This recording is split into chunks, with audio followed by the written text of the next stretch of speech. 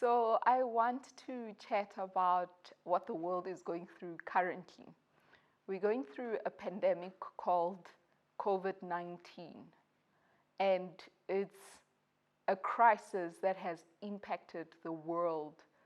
I feel like when we look back in the future, we're going to call this era as COVID-19 era, just like how the World War had such a huge impact.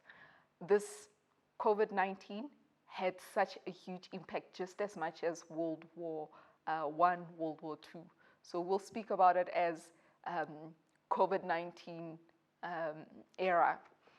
It's as if the world got into an accident. I've never been into a car accident or a huge accident before, but it feels as if the world went into an accident and it crashed. It literally crashed. And now, during this time, we're learning how to survive the crash. We're learning how to do things differently. We're in a space where we had to accept that we were in a crash and learning how to do life post or past the crash. That's how I feel like we're at currently. Although COVID-19 is still impacting the world, but I am certain that in the future, how COVID-19 has shifted our ways of thinking, our ways of doing life. We never used to wear masks, but everywhere we're at, wherever we're going, we're wearing masks. Businesses, we used to go to offices, but people are working from home. People used to use their own cars. Transportation was big, but people are sitting at home and working from home. That the oil company, the transportation company might not be doing so well. Many companies have not been doing so well. People are being retrenched. Companies are shutting down. So it's people are not moving from one place to another as fast as we used to. So things have literally slowed down, and the world is learning how to do things in a new way. So I think my understanding or the question of way forward is, how are we surviving a new way of life, a new way past COVID-19 or during COVID-19? How are we surviving? How are we thriving after the huge crash, after the huge accident that we had?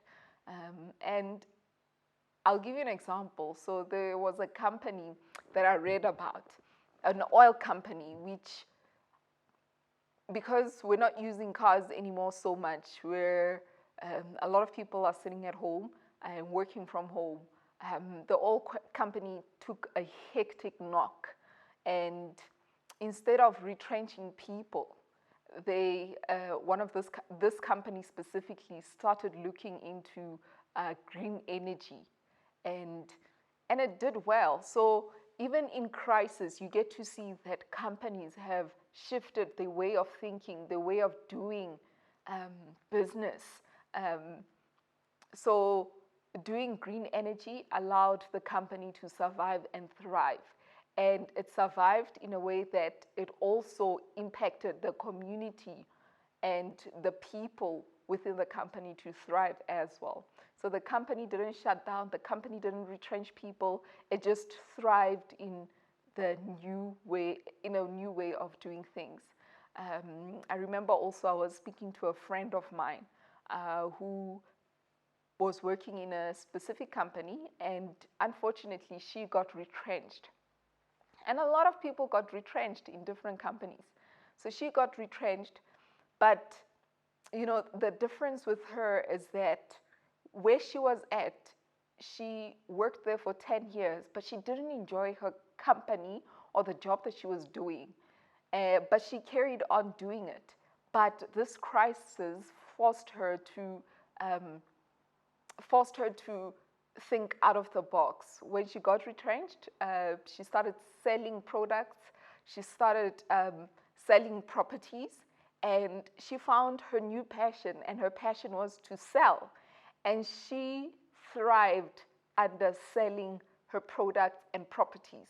So you get to see that either you sink or you become in denial and become gloom and say the world is not working out, it has crashed, or you literally find a way to survive in the new space that you're given. So I feel it's so important that we shift our mindset. And in shifting the mindset, just as the world has shifted, just as changes have happened, we also need to be on top of the change, or we will be steered by the change. So it's important that we're also on top of the change. We thrive within the changes that are happening. So accept what has happened, learn the new way of doing things, and thrive under these circumstances, thrive in the new way of living. And I think that's important on surviving crisis. Thank you.